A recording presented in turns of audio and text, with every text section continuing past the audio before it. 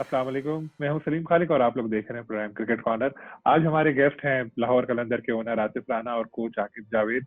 उनकी टीम हर बार आखिरी नंबर पर रहती थी, इस बार फाइनल खेलने में कामयाब रही। पूछेंगे कि इसका राज क्या है। अगले एडिशन के ड्राफ्ट भी होने वाले हैं, उस हवाले से भी गुफ्तगू करेंगे। और पीसीबी के साथ जो फ्रेंचाइजीज के ताल्लुकात खराब हैं, ये भी पूछेंगे कि क्या वजूहात हैं। तो गुफ्तगू का आगाज करते हैं। अस्सलाम वालेकुम। तो आकिब भाई, आपसे तो मेरी अक्सर बात होती रहती है और मैं आपसे पूछता रहता हूँ कि आपके जहन में इतने आइडिया कैसे आते रहते हैं, कभी फलाना काम कभी फलाना गेम, तो आप बताते हैं आपके दोस्त हैं आतिफ राना साहब। तो मैंने आज आपसे रिक्वेस्ट की कि उनको भी अपने साथ बुलाएं। शुक्रिया राना साहब, आप भी आ गए। तो आगाज आपसे ही लेता हूँ। सबसे पहले ये बताएं कि हर सीजन में आपकी टीम लास्ट नंबर पे आती थी, इस बार क्या घोल के पिला दिया कि फाइनल खेल गई? थैंक यू सलीम भाई, आपका भी बहुत जिक्र मैंने सुना। हमारी जो भी मीटिंग्स होती हैं उसमें आप ही से अक्सर शुरू होती है कि सलीम खालिक साहब ने ये स्टोरी कैसे की। तो काफी इन्फॉर्म्ड जर्नलिस्ट हैं आप, स्पेशली पीएसएल के हवाले से। सो मेरी खुशकिस्मती है कि आज आपने मुझे अपने शो में मदऊ किया। और बाकी रही बात कि आखिरी नंबर पे आते आते हम पहले नंबर पे आते आते कैसे रहे। आखिरी नंबर पे हम पक्का कर रहे थे अपने आप को कि यहाँ से हमारी बेस स्ट्रांग हो ना। तो वो एक बच्चा था, मैट्रिक के इम्तिहान में तीसरी दफा फेल हुआ ना, तो उसके बाप ने उसे कहा कि यार तूने आगे नहीं जाना। उसने कहा पापा मैं ना जरा बेस अपनी स्ट्रांग कर रहा हूँ। तो हमारा भी कुछ ऐसे ही हाल था। लेकिन आपको मैं बताऊं, अपार्ट फ्रॉम जो जब हमने ये टीम ली थी तो ऑब्वियसली हमारी जो पिक थी ना उस वक्त ड्राफ्ट सिस्टम में, वो फिफ्थ पिक थी मोस्टली। और उसमें जब सारे प्लेयर्स चले जाते थे तो फिर हमारी बारी आती थी। जिस तरह हम भी सरफराज को लेना चाहते थे, हम भी शाहिद अफरीदी को लेना चाहते थे, हम भी शोएब मलिक को लेना चाहते थे, हम भी इसको जो क्या कहते हैं कामरान अकमल को लेना चाहते थे। लेकिन अनफॉर्चुनेटली बाकी लोगों ने पिक कर लिया था तो हम उसको पिक नहीं कर सकते। सो उसके बाद हमारे हिस्से में जो प्लेयर आए थे वो उतने ज्यादा, स्पेशली इमर्जिंग में, उतने ज्यादा वो नहीं थे कम्पिटिटिव जितने बाकी लोगों के पास थे। हमने फिर ये सोचा कि यार हमने नाम चूंकि हट के रखा है, कलंदर रखा है, तो हमारी रिजॉल्व टेस्ट होनी है, हमारा प्रोसेस टेस्ट होना है। हमने कहा कि ठीक है, हम पाकिस्तान में टैलेंट हंट करेंगे, टैलेंट ढूंढेंगे, और जब भी हम जीतेंगे प्रोसेस से जीतेंगे। 4 साल हमें लगे। 4 साल में आपने देखा कि गेल भी हमारे पास आए, ब्रावो भी थे, ब्रेंडन मैकलम भी कप्तान बने, अजहर अली भी कप्तान रहे हमारे, और उसके बाद एबी डिविलियर्स भी रहे, हफीज भाई भी रहे, फखर भी रहे। लेकिन कोई भी वो रिजल्ट हमें उस तरह नहीं मिल सका। तो इस साल जो हमारी टीम बनी उसमें हमारे प्रोसेस के मुताबिक 9 लड़के ऐसे थे जो कि हमारे प्लेयर डेवलपमेंट के थ्रू मोस्टली आए थे। उसके ऊपर उसके साथ फिर उनका कप्तान सुहेल अख्तर, वो चूंकि 3 साल से हमारे साथ काम कर रहे थे और डे इन और डे आउट करते थे। और बाकी जो प्लेयर है वो तकरीबन 1 महीने के लिए आते हैं, 1 हफ्ता पहले इकट्ठे होते हैं। वो उस तरह की वो स्ट्रेंथ नहीं बन सकती थी। जिस तरह आपने नदीम भाई का देखा कि वो चूंकि उमर एसोसिएट उनका क्लब पिछले 30 साल से वो चला रहे हैं, तो उनका एक कोर ग्रुप जो है वो बना हुआ है। हमें वो कोर ग्रुप बनाने में टाइम लगा। और इस साल जब आपने देखा कि हमारा वो प्लेयर डेवलपमेंट का जो कॉन्सेप्ट जब इम्प्लीमेंट और एग्जीक्यूट होने गया, हमें शाहीन शाह अफरीदी भी मिले, हमें हारिस रऊफ भी मिले, हमें दिलबर हुसैन भी मिले, हमें फैजान भी मिले, और हमें सुहेल अख्तर की सूरत में कप्तान मिला। तो मेरे ख्याल में तो सलीम भाई इसकी यही रीजन है। सुहेल अख्तर का आपने जैसे खुद जिक्र किया, और उनको कोई इतना ज्यादा जानता भी नहीं था, लेकिन पीएसएल के थ्रू, आपके थ्रू जब जानने लगे, उनको आपने कैप्टन बनाया। फिर कई और ऐसे खिलाड़ी भी आप लोगों ने खिलाए जिनको कोई जानते नहीं थे, आपके यहाँ आके वो बड़े बने। तो इधर इतना पैसा आप लोगों ने लगाया हुआ है, तो दिल में नहीं आता था कि ये क्या यार, ये बच्चों को खिला रहे हैं हम लोग, कहीं हरवा देंगे तो फिर? और होता भी रहा शुरू में। सलीम भाई, असल में ना हमारा जो बिजनेस है ना वो एक पब्लिक बिजनेस है। आप देखें कि जब आप कोई भी काम करते हैं, या आप जिस तरह आप एक इदारे में काम करते हैं, तो आपकी तनख्वाह आपसे कोई नहीं पूछता। इसी तरह अगर आपने टेक्सटाइल मिल लगाई है तो कोई आपसे ये नहीं पूछता कि आपकी इन्वेस्टमेंट कितनी हुई है, आपको रिटर्न क्या आ रहा है, बिकॉज ऑब्वियसली वो अच्छा नहीं लोग समझते। बट हमारा जो बिजनेस है ये चूंकि एक पब्लिक डोमेन में है, एक सेलिब्रिटी बिजनेस है, क्रिकेट का बिजनेस है, तो उसके अंदर हर चीज जो है वो आपसे लोग इसकी तरफ जाते हैं। मैं आपको बताऊं कि हालांकि ऐसा बात नहीं है। ये जो लोग समझते हैं ना कि हमने बहुत ज्यादा पैसा लगा, देखिए बहुत ज्यादा पैसा लगाने से स्मार्टली लगाना जो है ना वो ज्यादा इंपॉर्टेंट होता है। हमने क्या किया, हमने जब हम बिजनेस में आए तो हमारा एक क्रिकेट बिजनेस था। क्रिकेट बिजनेस में मुझे बताया रॉ मटेरियल क्या होता है, प्लेयर्स होते हैं। जब आप टेक्सटाइल लगाते हैं तो यॉन होता है, तो यॉन आप अच्छे से अच्छा खरीदने की कोशिश करते हैं ताकि आपका फिनिश प्रोडक्ट अच्छा हो। जब आप क्रिकेट में आए तो क्रिकेट में आपका जो रॉ मटेरियल है वो आपके प्लेयर्स है। हम उन प्लेयर्स को ग्रूम करने की तरफ चले गए कि हम ग्रास रूट लेवल पे काम करते हैं, क्योंकि क्रिकेट ही हमारा बिजनेस है और इसी को हमने आगे लेके जाना है और इसी ब्रांड को हमने पूरी दुनिया में प्रेजेंट करना है और इसका एक ग्लोबल विजन लेके आना है। सो उसके हवाले से अभी हमारा इन्वेस्टमेंट फेज जो है वो चल रहा था जब तक लीग पाकिस्तान नहीं आई। और आपको पता है कि अगर आपकी लीग है, वो अगर आपका बिजनेस, आप रहते यहाँ पे, बिजनेस आपका बांग्लादेश में है, तो उसको मैनेज करना मुश्किल हो जाता है। सो इसी तरह हमारा ये बिजनेस तो पाकिस्तान का था, लेकिन हमारी लीग जो है वो दुबई में हो रही थी। बट अब लीग वापस आ गई है। अब इंशाल्लाह आप देखेंगे इसी फाउंडेशन पे, जिस तरह हमने प्लेयर डेवलपमेंट किया, हाई परफॉर्मेंस सेंटर किया, कम्युनिटी बेस्ड बैटल ऑफ कलंदर कराया, ये हमने छोटे छोटे अपने एसेट क्रिएट किए जिनको आगे चल के हम लेवरेज करेंगे। आकिब भाई ये बताएं, शाहीन शाह अफरीदी के बारे में मैंने सुना है कि जब वो खेल रहे थे किसी मैच में, उन्होंने कोई कैच ड्रॉप किया तो बाद में उन्होंने आपको बताया कि मुझे नजर ही नहीं आई बॉल, फिर आप लोगों ने उनका आई साइड वगैरह चेक कराई। तो वो जरा किस्सा तो सुना है, बड़ा इंटरेस्टिंग लगा था मुझे, आपके मुंह से तो और अच्छा लगे। देखिए वो जब अमर्जिंग में हमारे पास आए थे तो आईसीसी एकेडमी में मैंने लॉन्ग कैचेस करा रहा था, तो सारे कर रहे थे, तो इसने थोड़ा सा जो रिस्पॉन्स डिफरेंट आ रहा था, कोई हल्का सा लेट मूव कर रहा था। तो मैंने प्रैक्टिस के बाद इसे पूछा कि यार आपको कोई आई साइड का कोई मसला? कहता हाँ मुझे था, लेकिन मैं ऐसे ही खेल लेता हूँ। तो मैंने कहा नहीं यार, इसको पता तो चले ना कि कितना है और क्या इसका हो सकता है। तो वो फिर उसको ऑप्टिशियन के पास भेजा, तो जब उसकी रिपोर्ट आई तो हैरान हो गया। उसकी एक आई जो है वो 5.6 थी और एक जो थी वो 2.55 थी, इस तरह से। तो आप हैरान थे कि इतनी वीक आई के साथ वो कैसे क्रिकेट खेल रहा था। फील्डिंग स्पेशली जो आपने करनी होती है, या इवन बॉलिंग में भी आपके जो टारगेट्स हैं। तो फिर उसके लिए हमने लेंस बनवाए और वो लेंस लेके आया, तो यहाँ से किस्सा और मजेदार हो गया। मैंने अपना जो फिजियो है जॉन ग्लॉस्टर, उसको कहा कि यार तू उसको लगा देगा, तो आई हैव नो आइडिया। तो मैंने कहा चल यार मैं ही लगा देता हूँ, आसान सा तो होता है। तो मैंने खुद कभी नहीं लगाया, तो मुझे भी कुछ ना आइडिया नहीं। तो फिर वो हमारा एक उस्मान लड़का था मैस्योर, तो उसको मैंने कहा कि यार इसको तू जरा लगा। तो आप देखें तो उसकी जो आए है ना, वो यहाँ फोकस कर करके ना, तो वो बहुत डीप गई हुई है। ये मसल काफी डेवलप हुआ, तो बहुत मुश्किल से वो उसको बड़ी 10-15-20 मिनट लगा रहा वो उस्मान, बड़ी मुश्किल से उसने लगाए। तो लगा के तो मैंने कहा हाँ बता आप कैसा नजर आ रहा है? कहता है कि भाई ये से तो नजर आना बंद हो गया। मैंने कहा क्या? और वो पानी निकल रहा है। तो मैंने उसको भगवाया, मैं कहा जाओ इसको लेके जाओ आप ऑप्टिशियन के पास। तो वहां गया तो उसने पता चला कि उसने 2 लेंस एक ही आग में डाल दिए थे। उसे जल्दी उन्होंने निकाले और फिर आहिस्ता आहिस्ता उसने बात भी शुरू करना शुरू किया। आकिब भाई आपको वो याद नहीं है कि उस मौके पे शोएब अख्तर ने एक बड़ा तारीखी जुमला कहा था? उसने कहा कि दुनिया की वाइड फ्रेंचाइज है जो कि जॉगर से लेके आंखें तक डलवाती है। असल में बात ये है कि उनको जरा उनकी लुक आफ्टर करे। लेकिन आगे भी वो मेरा ख्याल है वर्ल्ड कप खेल के आ रहा था उस वक्त, अंडर 19 वर्ल्ड कप खेला था। और आपको याद हो शायद कि इनके जो भाई थे रियाज अफरीदी, वो हमारे साथ एज ए कोच थे हमारे प्लेयर डेवलपमेंट में। सो हमने इनको उस वक्त अपने प्लेयर डेवलपमेंट के लिए मार्क किया हुआ था, बट इन्होंने एक मैच में 7-8 विकेटें शायद ले ली।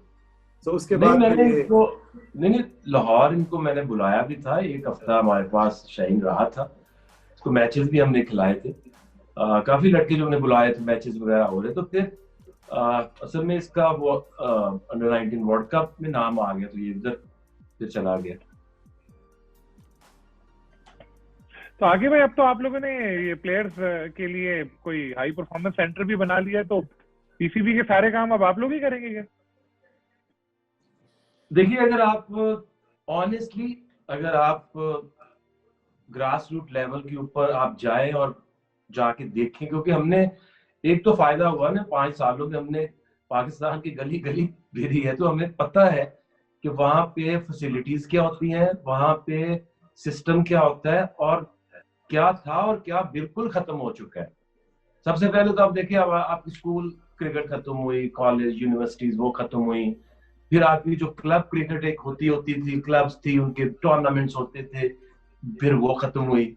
अब ये चंद कुछ एकेडमी सी रह गई हैं और उनका जो मकसद है वो आपको पता ही है, क्रिकेट इतनी महंगी गेम है और उसको चलाने के लिए पैसा भी चाहिए, तो वो उनकी कोशिश ये होती है कि ज्यादा से ज्यादा बच्चे जो है वो अकेडमीज में आए, या क्लब भी अब उसी तर्ज पे चल रही हैं। और एक जो बैट्समैन है, आपको हैरान होंगे कि उसको 20 से 24 या 25 बॉलों के ज्यादा कोई बारी नहीं देता। अब मुझे बताएं कि एक बच्चे जिसकी प्रैक्टिस ही 24-20 बॉलें हैं, उसमें कोई टेढ़ी जा रही है, सीधी जा रही है, तो वो बैट्समैन डेवलप कैसे होंगे? तो इसीलिए हमने मजबूरन, और दूसरी ये सबसे बड़ा अलमिया है, जब हमारे पास अपना हाई परफॉर्मेंस नहीं था तो हम इनको अपने यहाँ रख के घरों, उनको प्रैक्टिस के लिए फैसिलिटीज हमने क्रिएट की हुई थी, और मैचेस हम कराते थे डिफरेंट ग्राउंड्स में। और मुझे ये पता चला जिस मैच में जाऊं तो वो कहें जी कि हमने तो स्पाइक्स नहीं पहनने देने फास्ट बॉलर्स को, ना बैट्समैन को। तो आप ये सोचें कि अगर बॉलर स्पाइक्स नहीं पहनेगा तो वो बॉलिंग कैसे कर सकता है? और इसकी सबसे बड़ी वजह ये है कि अगर आप अब देखें तो कराची में आपको हार्डली फास्ट बॉलर नजर आएंगे, लाहौर में भी आपको इसी तरह बहुत कम बॉलर नजर आएंगे। अब ये जितने भी आपको स्पेशली जो बॉलर्स हैं आपको नजर आएंगे तो वो रिमोट एरियाज में, जहाँ पे अभी भी वो जो ग्राउंड्स हैं और वहां पे वो स्पाइक्स भी पहन लेते हैं और अपनी प्रैक्टिस भी कर लेते हैं। तो इन सारी वजह की प्रॉब्लम की वजह से हमने हाई परफॉर्मेंस सेंटर बनाया कि जिसमें हम अब जो बच्चा हमारे पास आता है या जो ट्रेनिंग जिस पैटर्न की हम कराते हैं, आपको पता है कि 1200 बॉलें एक प्लेयर एक दिन में खेलता है। और ये बात जो जहरा ने कही है कि अगर आपने एक वर्ल्ड क्लास बैट्समैन बनना है तो फिर आपको 5-6 घंटे बैटिंग करनी चाहिए। तो अब जबकि हमारी ख्वाहिश तो यही है कि हम जैसे कराची में अनाउंस किया है, कोटा में किया, अभी इस्लामाबाद में करने जा रहे हैं, फिर पेशावर बन जाए, फैसलाबाद, मुल्तान। तो अगर हर एक शहर में एक एक हाई परफॉर्मेंस इस तर्ज का बने कि एक प्लेयर जब आए तो उसको उतनी बॉलें आप एक दिन में उसे खिलाओ कि जितनी एकेडमीज में या क्लब्स में उसे एक महीने में नहीं खेलने को मिलती। बिल्कुल सही है। बंदा को लाख बॉल खेल रहा हो बैट्समैन, तो उसको मजा आएगा फिर जब उसको आप मैचेस में डालेंगे। और उसके अलावा क्या होगा कि एक जो हाई परफॉर्मेंस सेंटर है ना, उसमें आपको 20 के करीब वर्क फोर्स चाहिए, जिसमें आपके कोचेज हैं, एनालिस्ट हैं, ट्रेनर्स हैं, ग्राउंड्समैन हैं, फिजियोज हैं।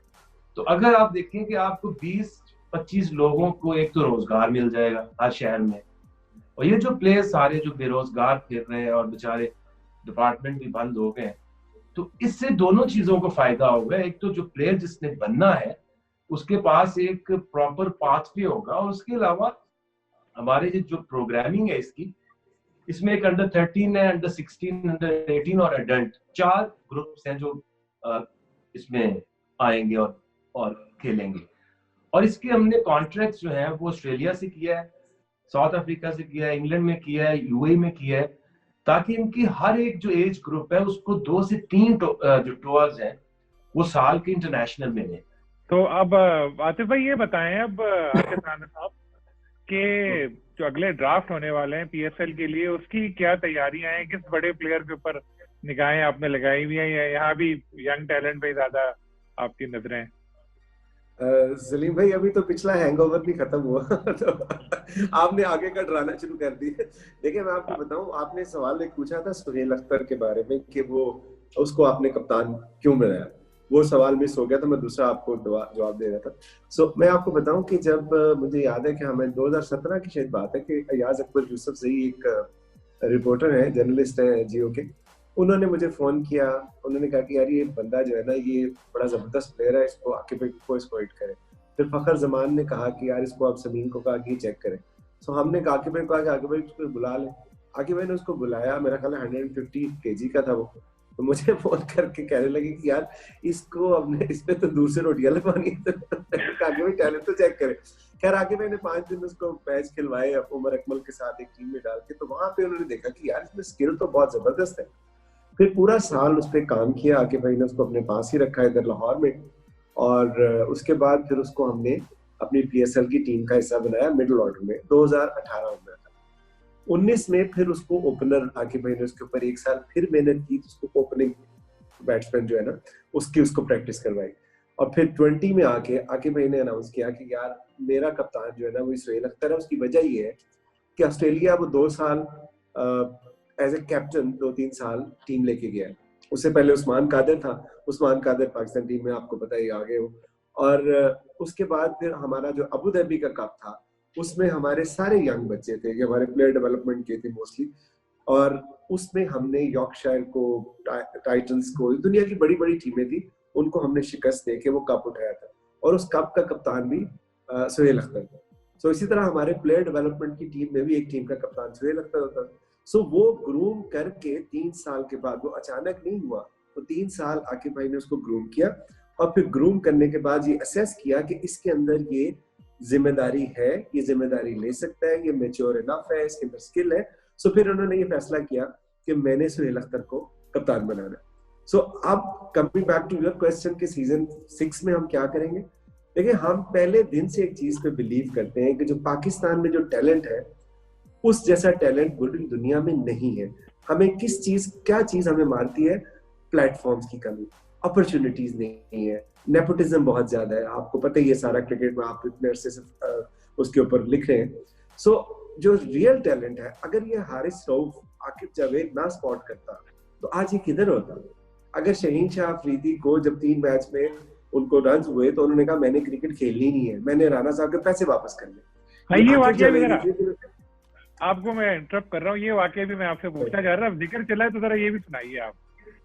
ये आके भाई सुनाएंगे ना, ये उनके पास वो आया था। सही आकिब भाई पहले देखिए, असल में बात ये है कि यंग बच्चा था, आई थिंक 17 था तब, तो अब वो जब खेला तो 2-3 मैचेस उसके बहुत खराब गए, बुरे गए। वो असल में ऑनेस्ट आया मेरे पास और आके चेक लेके खेल रहा था कि बड़े राणा साहब से मिलवा, मैंने उनके पैसे वापस करने, मुझे नहीं खेलना, मैं बहुत बुरा खेला हूँ। तो उसको तसल्ली वगैरह दी और फिर उसको कहा कि 2-3 मैचेस जरा तू मेंटली जरा रिलैक्स हो, किसी को भी मार पड़ सकती है लेकिन खेलना तुम नहीं है, तू ही एक सुपरस्टार बनेगा। तो फिर उसको हमने सलमान इरशाद को दो मैच दिए और फिर वापस इसको लेके आए और इसको मुल्तान के खिलाफ जब इसने फिर 5 विकेटें ले ली, तो इसी तरह से जब आप अपने बिलीव की बात है, अगर आप जितना आतिफ और मैंने क्रिटिसिज्म सहा है उस्मान कादर के ऊपर और ये इन बच्चों के ऊपर जो हम सपोर्ट इनको करते थे, और हमें तो ये भी कहा गया कि पता नहीं इश्तिहारी सुपरस्टार लेके तुम लोग फिरते हो, बट आई थिंक कि अगर आपको ऑनेस्टी के साथ अगर आप कोई फैसला करते हैं तो फिर आप उससे हटते नहीं। जब आप किसी के कहने पे या किसी और वजह से या सिफारिश सुन के किसी को रखोगे तो थोड़ी सी आपको चोट लगेगी, थोड़ा सा आप लोग आपको कुछ कहेंगे तो आप उस लाइन से हट जाओगे। बट अगर आप ऑनेस्टी के साथ किसी के ऊपर बिलीव करते हो तो फिर आप उससे नहीं हटते, क्योंकि आपको उसके ऊपर बिलीव होता है। और इसी तरह जो दिलबर है, इसको भी ले लें या हारिस को ले लें, लोग तो यही कहते थे कि ये कैसे सिस्टम के बाहर बैठ गए, ये कैसे प्लेयर बन सकते हैं, ये तो बस टेप बॉल के प्लेयर्स हैं। बट आज देखिए अल्लाह ने उनको कितनी इज्जत दी और अब दिलबर का जो है वो मेलबर्न स्टार में वो बिग बैश से खेलेंगे। I think it's all about believing in yourself. मजे की बात मैं आपको बताऊं आकिब भाई, मैं सॉरी सलीम भाई, मैं आकिब भाई की बात में ऐड कर दूं। मजे की बात ये है कि आकिब जावेद ने जो पिछले 4 साल कलंदर्स के साथ जो काम किया है, उसको क्रिकेट ऑस्ट्रेलिया तो रिकॉग्नाइज कर रही है, लेकिन आकिब भाई के अपना मुल्क नहीं कर रहा कि वो बातें करते हैं ना वो। जो लड़का बिग बैश में, जो लड़का पाकिस्तान में किसी नेशनल लेवल पे नहीं खेला, किसी क्लब लेवल पे नहीं खेला, वो लड़का बिग बैश में उनकी टीम की तरफ से खेल रहा है। और आपको पता है वो ऑस्ट्रेलियन क्रिकेट है, उसको क्रिकेट का मक्का कहते हैं। वहां पे जो सिस्टम है, और प्राइम मिनिस्टर जो हमारे करंट प्राइम मिनिस्टर है, वो हमेशा मिसाल ऑस्ट्रेलिया की देते हैं। सो उनका सिस्टम जो है वो कितना स्ट्रांग है। वहां पे आके मैंने सिर्फ एक नहीं, आप देख, पहले उस्मान कादिर खेला, फिर उसके बाद आपका हारिस रऊफ खेला, और अब आपका दिलबर हुसैन खेल रहा है। तो आप इससे अंदाजा लगाएं कि आकिब जावेद ने सिस्टम से बाहर रह के क्या कुछ किया इस मुल्क के लिए कलंदर्स के प्लेटफॉर्म से। और इनको तो खैर हम लोगों ने भी बड़ी तनकीद की थी जब आपकी टीम हारती थी, लेकिन आप, मेरा ख्याल है आप लोगों को उनको कुछ ज्यादा ही भरोसा था कि नहीं जी आकिब जावेद को ही हम रखेंगे साथ में। नहीं, मैं आपको बताऊं कि प्रोसेस की बात है ना, जो आकिब भाई ने कहा, अगर आपको पता है कि आप लाहौर से इस्लामाबाद जा रहे हैं और आप मोटर वे पे हैं, रास्ते में टायर भी पंक्चर हो सकता है, आपका ऑयल भी खत्म हो सकता है, बहुत सी चीजें हो सकती है, गाड़ी में कोई प्रॉब्लम हो सकती है, बट आपको पता है कि आपकी मंजिल सामने है। लेकिन अगर आप गाड़ी में बैठ के तो मुल्तान की तरफ मुंह कर लेंगे तो आप इस्लामाबाद तो कभी नहीं पहुंचेंगे।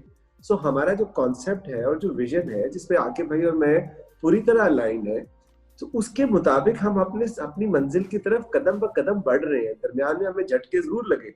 झटके कब लगे? जब हमने अपनी फिलॉसफी पे उस तरह बिलीव नहीं किया।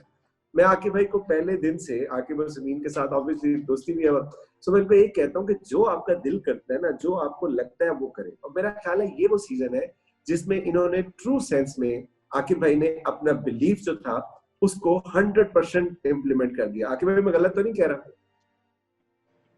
बिल्कुल ठीक कह रहे हैं। उसकी वजह यह है कि देखें, जब आपके पास जो हमारी जो सोच है कि हमने उस दिन हम जीतेंगे जिस दिन हम अपने प्रोसेस के ऊपर बिलीव करेंगे, उस प्रोसेस को जब आप चैलेंज करते हैं कि हमने वो रवायती प्लेयर्स लेके और उनसे हमने सिर्फ नहीं जीतना, तो जब आपका कैप्टन डेवलप हुआ 2-3 साल में, जब आपके हारिस रऊफ बना, आप शाहीन अब इतना अच्छा प्लेयर बन चुका है, दिलबर बन गया, तो जब आपके 8-9 प्लेयर्स दिल से खेलने वाले हों, जो कि दिल से कलंदर हों, तो फिर आपको हराना मुश्किल हो जाता है। तो अब जो खबरें आती रहती हैं, ये ना कहेगा आप ही देते हैं ज्यादातर, तो क्या वाकई पीसीबी के साथ ताल्लुकात आप लोगों के इतने ज्यादा खराब है या अभी कुछ बेहतरी की उम्मीद है, और क्या कोर इश्यूज हैं? नहीं, देखिए पीसीबी के साथ हमारे बिल्कुल ताल्लुकात खराब नहीं है। वो आपकी खबरें अक्सर मेरी नजर से गुजरती रहती है, कभी कोई भेज दे, तो वो असल में आप समझे अप्रोच का डिफरेंस है। जब नजम सेठी साहब ने इस लीग को शुरू किया था तो उनकी सोच अच्छी थी, नीयत उनकी अच्छी थी, लेकिन जो काम थे ना उसके अंदर कमी थी। ये जो इसका कॉन्ट्रैक्ट बना था, वो कॉन्ट्रैक्ट जो है वो वन साइडेड था। उस वक्त भी नजम भाई को हमने कहा था कि नजम भाई ये कॉन्ट्रैक्ट जो है ये कैसे चलेगा? उन्होंने कहा यार एक दफा कर दो, ये 1 महीने बाद लीग होनी है क्योंकि टाइम बहुत थोड़ा था, तो जैसे लीग होगी मैं इसको करेक्ट कर दूंगा, हम इसकी सेपरेट कंपनी बना लेंगे और वो इसके मसाइल जो है देखेंगे। बट अनफॉर्चुनेटली वो हो नहीं सका। नजम भाई फिर चले गए, मानी साहब आ गए। मानी साहब ने भी आके एग्जैक्टली यही बात की कि यार ये कॉन्ट्रैक्ट तो वन साइडेड है, बट उसको एड्रेस करना चैलेंज है, उसको हम मिलजुल के एड्रेस करने की कोशिश कर रहे हैं। इसलिए नहीं कि फ्रेंचाइज को फायदा हो जाए, या इसलिए नहीं कि पीसीबी का नुकसान हो जाए, इसलिए कर रहे हैं कि हमने एक बहुत ही खूबसूरत प्रोडक्ट बना लिया, सोच के बनाया, फ्लूक से बना, जो भी हुआ, पीएसएल बन गया। अब इस पीएसएल को सस्टेन करने के लिए जरूरी है कि जो इसके अंदर शॉर्टकमिंग्स थी, जो चैलेंजेस थे, उसको पीसीबी और पीएसएल फ्रेंचाइजेस मिलके उसको आगे लेके उसको सॉल्व करें, ताकि जिस तरह मानी साहब का विजन है कि मैं इस लीग को दुनिया की नंबर 1 लीग बनाना चाहता हूँ। सो अगर एक बच्चा जो है जिसकी टांग टूटी हुई है, उसको आप कह रहे हैं मैं दौड़ में नंबर 1 लाना चाहता हूँ, तो ये तो हो नहीं सकता ना। सो हम ये कह रहे हैं कि सिर्फ उस टांग को जोड़ लेते हैं, ठीक है, ताकि वो तंदुरुस्त बच्चा हो, और फिर वो ऑटोमेटिकली क्यों नहीं जाएगा। आपने देखा इतनी सक्सेस आईपीएल में नहीं मिली थी। आईपीएल को जब वो शुरू हुआ था 3 से 4 साल बाद उनको वो सक्सेस मिलनी शुरू हुई थी, जो पीएसएल को पहले सीजन में मिली। मेरा नहीं ख्याल कि इंडिया में आईपीएल में किसी एक मैच पे सड़कें वीरान होती होंगी, चाहे वो फाइनल ही क्यों ना हो। पाकिस्तान में कराची लाहौर के मैच में, चाहे वो लीग का हो या फाइनल हो, सड़कें वीरान हो जाती है। तो इसलिए ये सारा जो काम हम कर रहे हैं, इसमें हमारे डिफरेंस नहीं है, कोई भी अप्रोच का फर्क है कि यार हम इसको किस तरह टैकल करें। तो उसके लिए हम सेम पेज पे हैं, सारी फ्रेंचाइज भी और पीसीबी भी। मानी साहब की लीडरशिप में वो पूरी कोशिश कर रहे हैं कि इस मसले को एड्रेस करें। इशू सिर्फ इतना है कि वो चूंकि जब आप एड्रेस करने जाएंगे तो वो आपको पता है कि वहां पे फिर पब्लिक एक्सचेकर आ जाता है, पब्लिक अकाउंट्स कमेटी आ जाती है, बाकी चैलेंजेस आ जाते हैं। तो उनको मद्देनजर रखते हुए हम इस लीग की बेहतरी के लिए, मैं फिर आपको कह रहा हूँ कि किसी एक फ्रेंचाइज की बेहतरी की बात नहीं हम करें, हम बात करें पीएसएल की बेहतरी के लिए।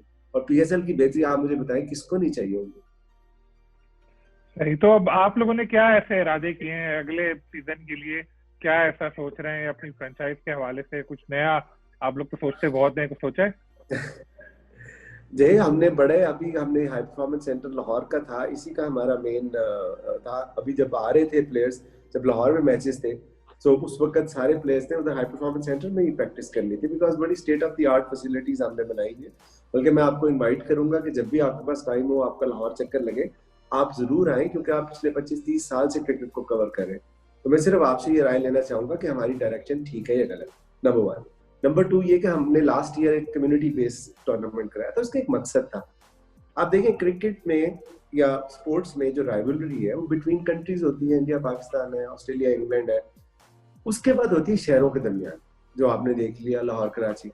और जो फेयरेस्ट राइवलरी होती है वो होती है मोहल्लों के दरमियान, जो आपके सामने, उसमें फुटबॉल में उसकी एग्जांपल है मैनचेस्टर सिटी और मैनचेस्टर यूनाइटेड। आप देखें किस तरह उनके आपस में जंग होती है। हमने क्या किया, हमने अनफॉर्चुनेटली कम्युनिटी को स्पोर्ट्स से आउट कर दिया, स्पोर्ट्स को कम्युनिटी से अलग करके हमने इंडिविजुअलाइज कर दिए ग्रास रूट लेवल पे, और ऊपर हमने इंस्टीट्यूशनलाइज कर दिया कि ऊपर आपके पीआईए, नीचे आपका आतिफ राना क्रिकेट क्लब। वो उससे किसी को क्या फर्क पड़ता है कोई हारे या जीते। तो हमने लास्ट ईयर ये कॉन्सेप्ट इंट्रोड्यूस करवाया कि लाहौर को 6 हिस्सों में डिवाइड किया, जो लाहौर के ट्रेडिशनल एरियाज है, गुलबर्ग, मॉडल टाउन, वहां पे हमने टैलेंट ट्रेन किया और फिर उनका एक टूर्नामेंट कराया अपने हाई परफॉर्मेंस सेंटर में, बिकॉज वहां काफी स्टेडियम में तो हमें को करवाने नहीं दे रहा था। तो हमने अपने हाई परफॉर्मेंस सेंटर में करवाया और उसको 2 चैनल ने लाइव दिखाया, पीटीवी स्पोर्ट्स ने और जियो सुपर ने। मेरा नहीं ख्याल कि आपको मेरे से बेहतर पता होगा कि पाकिस्तान की डोमेस्टिक के मैचेस किसी एक चैनल ने कभी लाइव दिखाए हो। सो हमारा मकसद ये था कि उस पे हमने फिर इस साल उसको रिपीट करना था और उसके अंदर हर टीम में 2-2 फॉरेन प्लेयर भी डालने। बट अनफॉर्चुनेटली कोविड आ गया, कोविड की वजह से ऑब्वियसली इस तरह की एक्टिविटीज नहीं हो सकती। उसके साथ हमने एक और यही प्लान हमने कराची में भी इम्प्लीमेंट करना, और कराची में बहुत से लोगों के साथ हमारी बात हो गई थी, वो सारे ऑन बोर्ड थे, और फिर इसी को प्लान को हमने पाकिस्तान के मुख्तलिफ शहरों में इम्प्लीमेंट करना था। अब जो हमारा नया इनिशिएटिव आया वो आपने देखा ही होगा, टेप्टा के साथ जो हमने किया है, जो हम क्रिकेटर्स को क्रिकेट के अलावा उनको स्किल का डिप्लोमा भी करवा रहे हैं, ताकि वो जब वो किसी दूसरे मुल्क में जाएं तो वो अपने पैसे खुद कमा सके और साथ साथ क्रिकेट खेल सके। और जब वो रिटायर हो 14-15 साल 20 साल, आपको पता है जिंदगी होती है, 4-5% ही बनते हैं ना, वसीम अकरम, आकिब जावेद या एजाज अहमद या वकार, बाकी तो मिडिल टियर या लोअर टियर में रहते हैं। अब जब उनकी क्रिकेट खत्म हो जाती है तो वो क्या करें, उसके लिए हमारे पास डिपार्टमेंट्स होते थे जो अब नहीं है। सो अगर हम उनको स्किल दे दें तो 10-15 साल जब आप खेलते हैं तो थोड़े बहुत आप सेविंग कर लेते हैं, 15-20 लाख आप सेव कर सकते हैं। उस 15-20 लाख से फिर आपके पास अगर स्किल है, आपके पास कोई डिप्लोमा है, आप अपना काम भी शुरू कर सकते हैं। सो ये हमारा एक नया इनिशिएटिव है जो मेरा नहीं ख्याल कि आज तक कभी स्पोर्ट्स में या पाकिस्तान में इस तरह सोचा हो।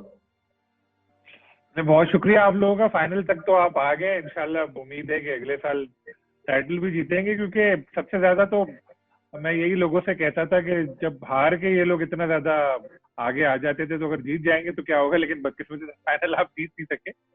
तो फिर आप देखते कि पूरा पाकिस्तान खुशी मनाता, और इंशाल्लाह देखिए अभी ज्यादा दूर नहीं है, 2-3 महीने बाद फिर टूर्नामेंट आ जाएगा, तो जहां से छोड़ी थी वहीं से शुरू कर देंगे।